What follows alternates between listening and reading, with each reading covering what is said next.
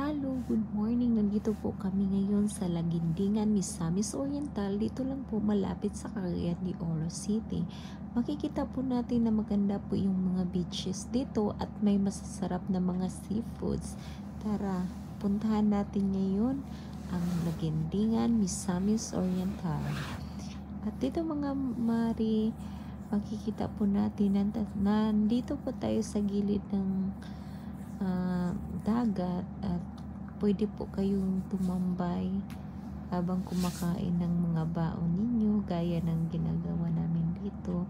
At ayan mga mari, marami pong kumukuha ng mga kinasunod, nanginginhas po sila at kami kumakain lang kami, nagbibili lang po kami dun sa bilid.